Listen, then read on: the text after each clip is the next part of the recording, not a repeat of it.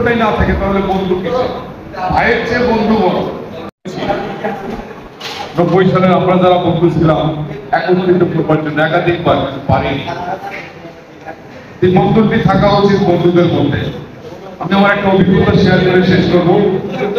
আমার একজন বন্ধু রাজীবপুর কাঁচা বাজারে তরকারি বিক্রি করত।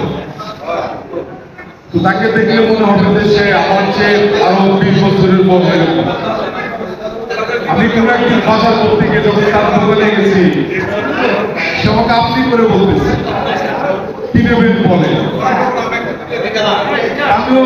আমি তাকে চিনতে পারছি কিন্তু সে আমাকে চিনতে পারছে।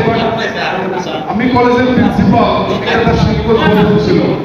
কি বলি আমাকে আপনি বলতেছে। আমিও তাকে প্রথম সময় আপনি করেই বলছি।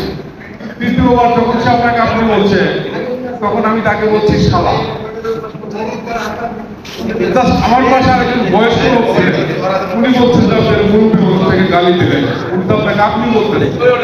তখন আমি ওনাকে বলছি আমি আমার বন্ধু, আমরা একসঙ্গে লেখাপড়া করি। তখন এই বয়স্ক লোক আমার তাকে গালি দিচ্ছে। গালি বানানো ঠিক আছে, তাইলে তো আপনি এটা ঠিক করেন আপনারা বন্ধু আপনি কেন তাকে আটকে করতেছেন?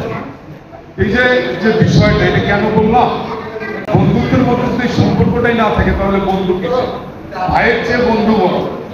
আমি আশা করব এই রাজীবপুর পাইলট উচ্চ বিদ্যালয় এবং এই অঞ্চলের 90 সালের যারা এই উদ্যোগটা নিয়েছে আমি আশা করি, প্রত্যাশা করব তোমাদের এই বন্ধনটা যেন সুদৃঢ় থাকে।